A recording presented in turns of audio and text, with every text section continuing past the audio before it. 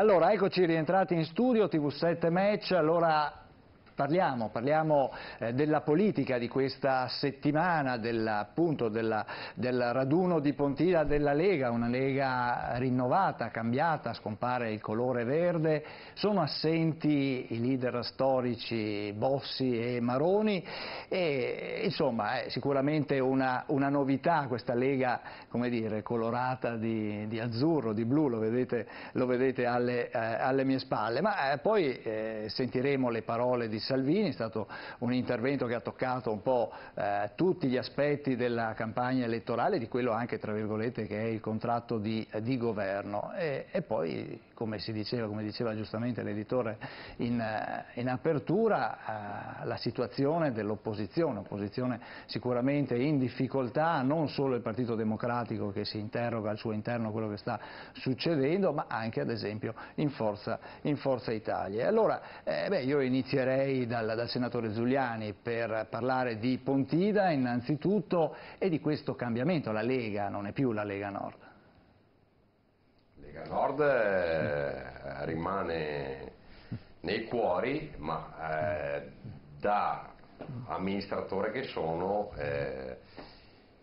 presumo, perché comunque non faccio parte dell'organismo federale del partito, non a torto Salvini ha seguito quella che è l'indicazione del popolo italiano. Un sindaco, un amministratore comunque viene eletto e deve essere rappresentante non delle proprie idee, ma rappresentante delle idee del popolo. Certo. Quindi c'è stato un riscontro anche sull'elettorato che comunque non condivideva pienamente quella che era la linea della Lega che prevedeva una secessione.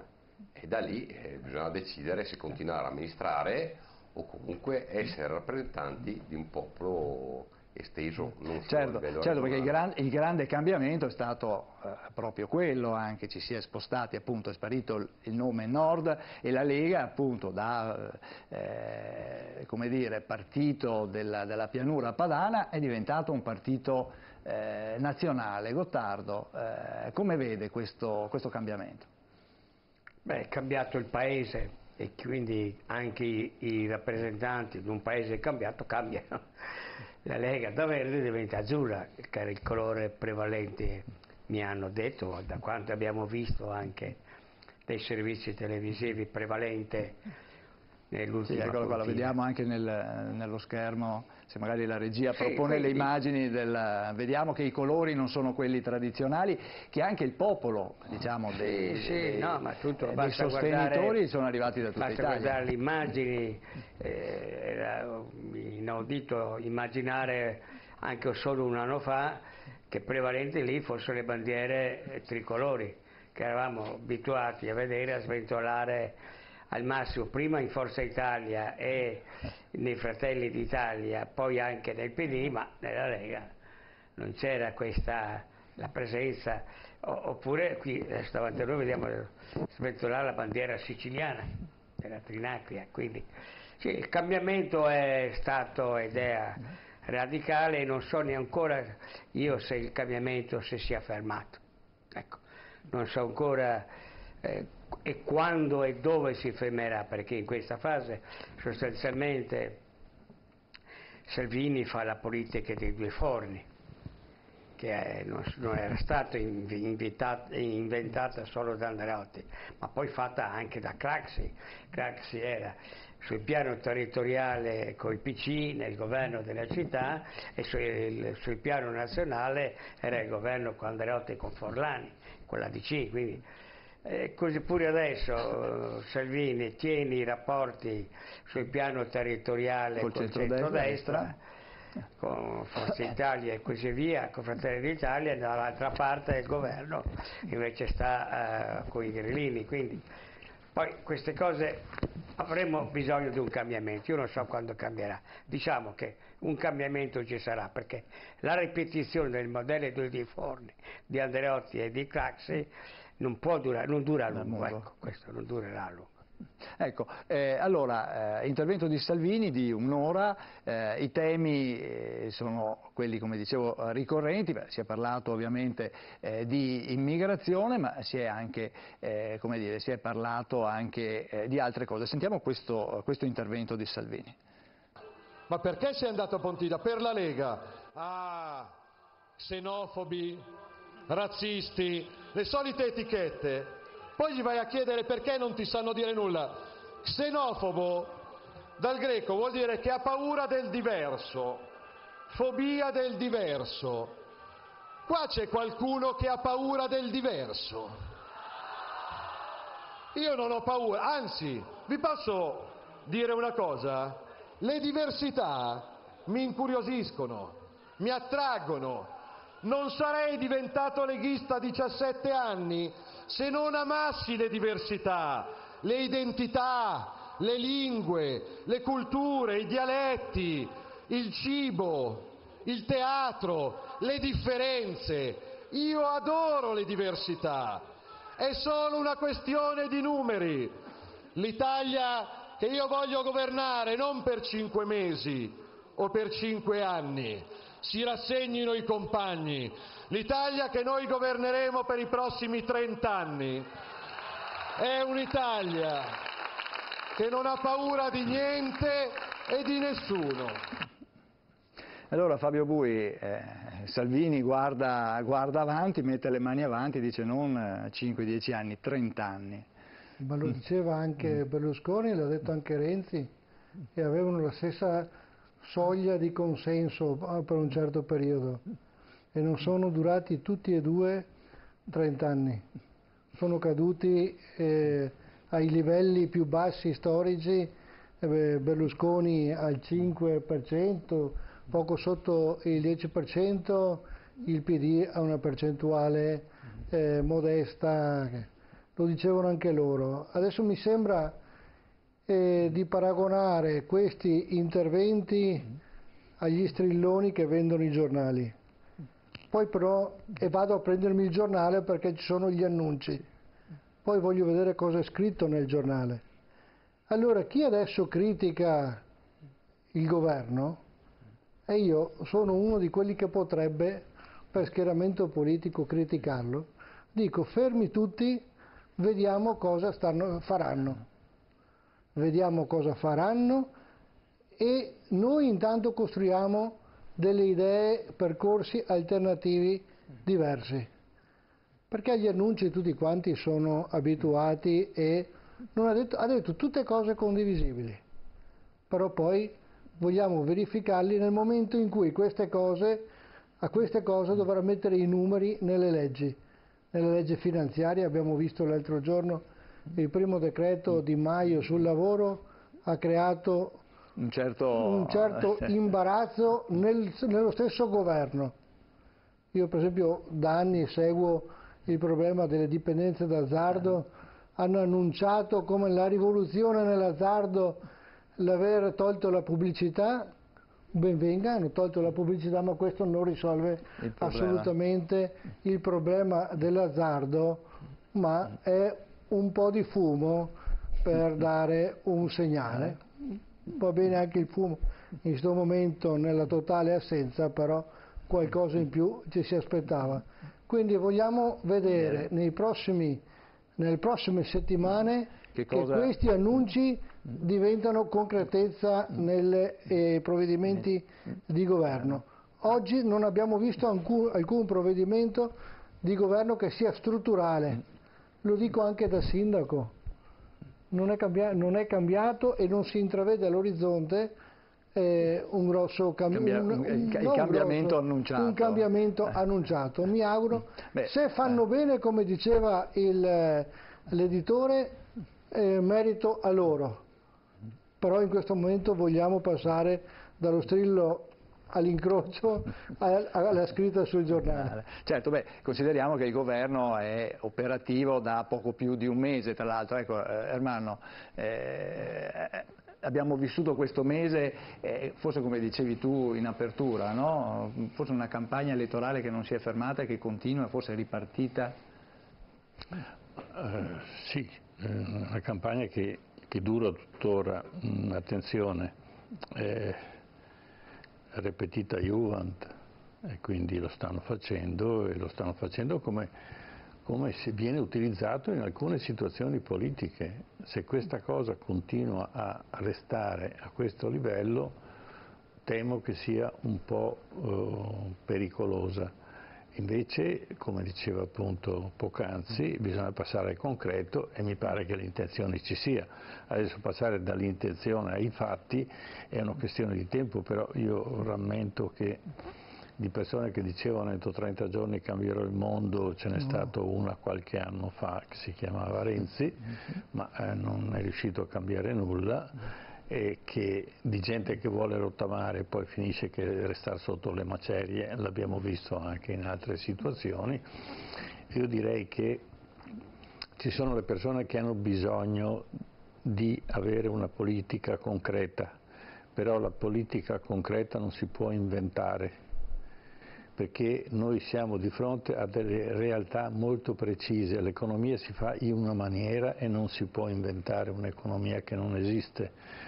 Quindi non mi posso inventare solo il reddito di cittadinanza, può essere un tappabuchi, può essere un momento in cui è giusto, c'è un'emergenza, ci vuole anche questa possibilità, ma poi bisogna organizzare lo Stato. E abbiamo uno Stato che è soffocato dalla burocrazia. Bisogna che noi organizziamo una produzione che l'abbiamo esportata coi fondi europei, coi fondi italiani, noi abbiamo portato via le industrie. Allora io vorrei ricordare che a Venezia c'era pene gravi, addirittura pene di morte, se qualcuno, operatore del settore per esempio del vetro, se ne voleva andare a portare fuori i segreti, veniva perseguitato, veniva preso, veniva arrestato. Perché? Perché il bene della Repubblica era quello, era il tessere, la seta che veniva dall'Oriente, era tutta una serie di cose pregevoli che nascevano a Venezia e che Venezia diventava ricca proprio per questo. Il portare via le industrie, se ne accorge adesso Trump, che per quanto ne dica ne faccia, si è reso conto che è stata svuotata, gli Stati Uniti sono stati svuotati dalla loro tecnologia e vengono espropriati della loro tecnologia, perché quando io imparo poi faccio anche meglio. E poc'anzi dicevo che il percorso era designato. Se voi ricordate, Settimo all'età per ricordarlo, che lo fece il Giappone, quando copiava di sana pianta le macchine fotografiche tedesche, perché diceva io non riconosco i brevetti, e quindi copiava pari pari le Leica, le Voigtlander eccetera, e le vendeva a un quarto di quello che vendevano gli altri, ed erano perfettamente funzionanti, fatti proprio copia esatta dell'originale. E così hanno inventato il mercato, e hanno inventato il mercato abbassando il valore dello yen al punto tale che erano concorrenti, perché la manodopera in Giappone costava, ma giocando sulla differenza di valuta, e così il Giappone è cresciuto per decenni, è arrivato fino adesso.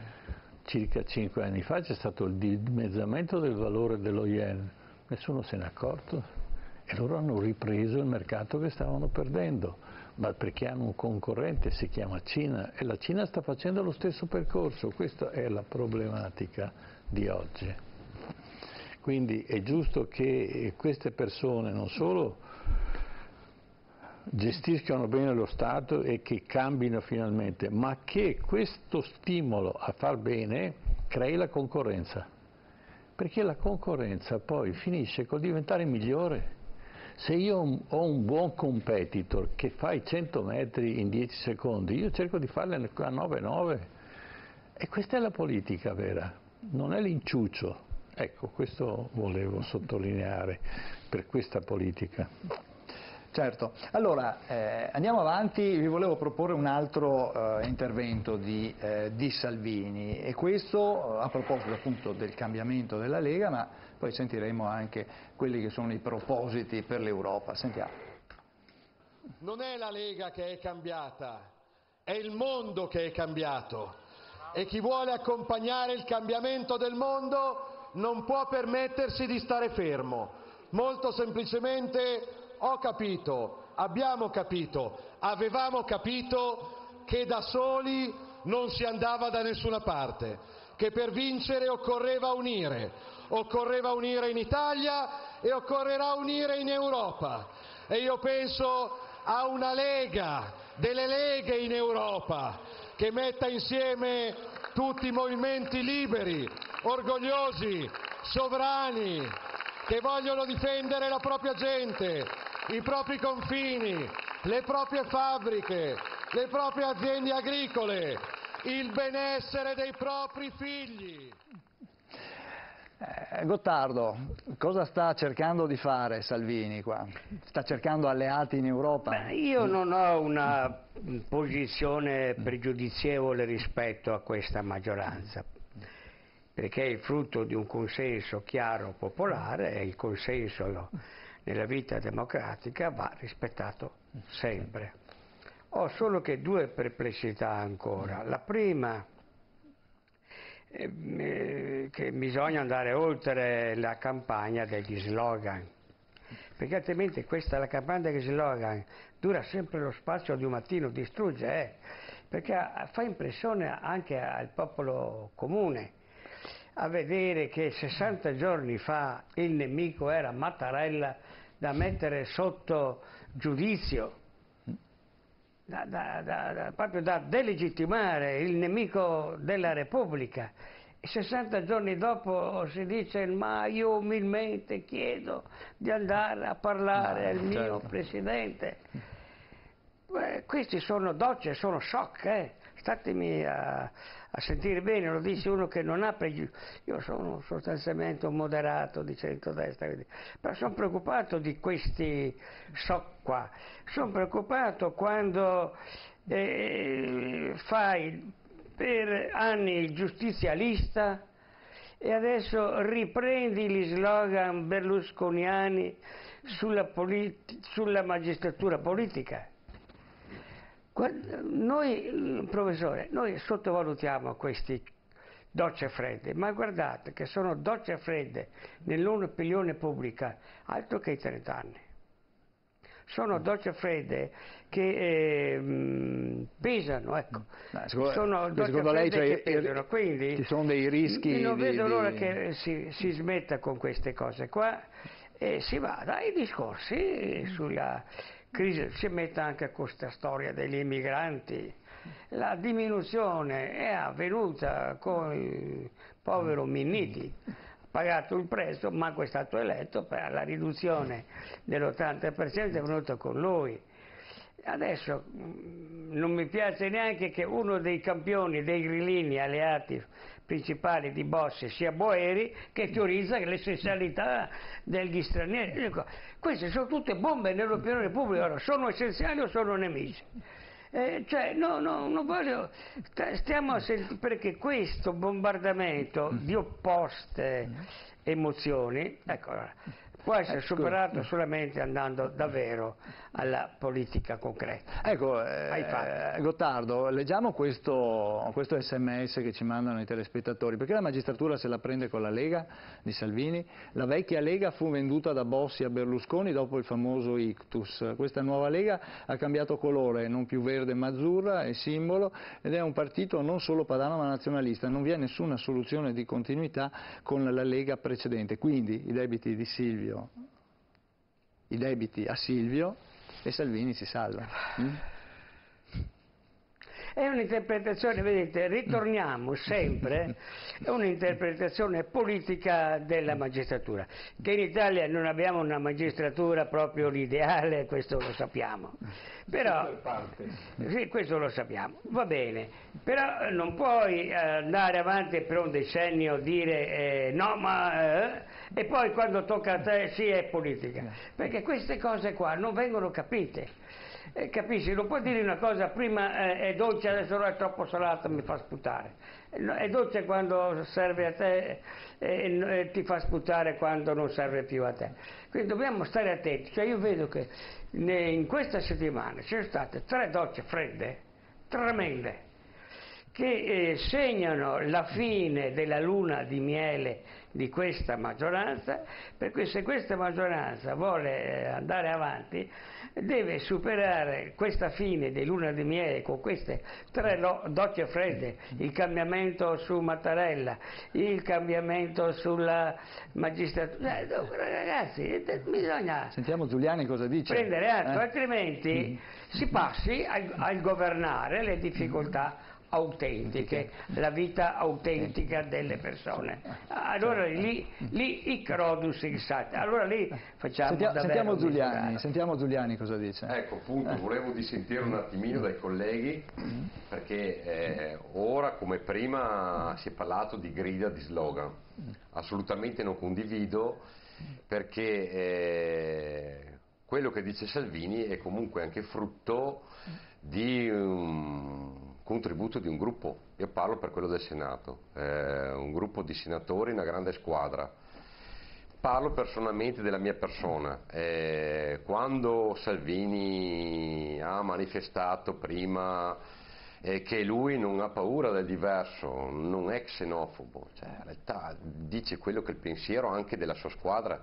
Personalmente io, nella mia attività di sindaco di questi anni, ho avuto a che fare con persone che risiedono in Africa e che sono venuti a visitare il nostro continente, il nostro Stato, la nostra provincia di Verona. E loro stessi sono coloro che dicevano che questo tipo di immigrazione non sa da fare. Persone che comunque sono rimaste amiche, persone che fanno gli operai in Africa, non persone ricche. Per cui gli slogan di Salvini sono gli slogan di un gruppo di governo, di sindaci, di parlamentari. C'è una gran voglia di fare. Ogni giorno noi pungoliamo i nostri superiori piuttosto che invece i presidenti del Senato, della Camera, i sottosegretari e i ministri, perché i sindaci hanno una gran voglia di fare, di portare avanti quelle che sono le idee, che non sono solo degli slogan, ma che abbiamo voglia in maniera fattiva di portare avanti. Certo, Fabio, voi. Lo slogan. Sapete che quando si incontra uno slogan e un ragionamento vince sempre lo slogan. Salvini non sta dicendo come vuole fare queste cose qui. È presto, vedremo, lasciamogli il tempo che è necessario perché il governo assesti tutte le varie componenti.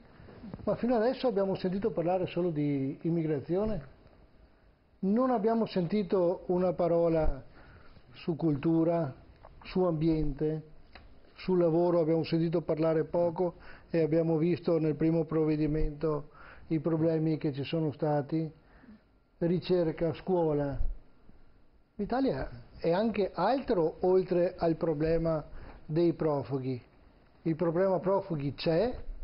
Era stato anche in parte risolto, proprio come diceva Settimo, con Minniti, adesso sono ripresi in maniera massiccia gli sbarchi, ma è uno dei problemi. Sì, E l'Italia è ferma ancora a parlare di quello. E uno degli errori che attribuisco oggi all'opposizione, anche quella della mia parte, è quella di continuare a parlare dei profughi e non rilacciare sui problemi veri che ci sono. Sul programma lavoro, la scuola. Possibile che nessuno dica come deve essere la scuola italiana nei prossimi 15 anni, come devono essere le infrastrutture nei prossimi 15 anni. Gli altri paesi europei, io sono reduce da un viaggio in Cina, la Cina è già avanti anni luce, ma fermiamoci all'Europa, pianificano per i prossimi 15-20 anni le proprie scelte politiche. Noi le pianifichiamo in funzione delle prossime campagne elettorali. O per l'emergenza o per il superamento dell'emergenza. Non è più il momento per parlare di slogan elettorali. Oggi vogliamo un progetto che sia strutturale e che valga per i prossimi 15 anni. Ecco voi, ma questo è quello che è mancato anche al PD in questi anni? Al PD è mancato anche questo. Il PD purtroppo in alcuni momenti è stato frutto di questo sistema di far politica che non ha una progettualità lunga, ma il consenso immediato. Del resto andiamo a votare ormai ogni anno e siamo sempre sotto campagna elettorale, ricerca di consenso, e nella ricerca di consenso si sceglie il tema di pancia, quello su cui la gente ha più bisogno, ma così non si va avanti. E se l'opposizione deve ricostruirsi, non è che si ricostituisca su un leader o solo sul leader, si ricostruisce su un progetto.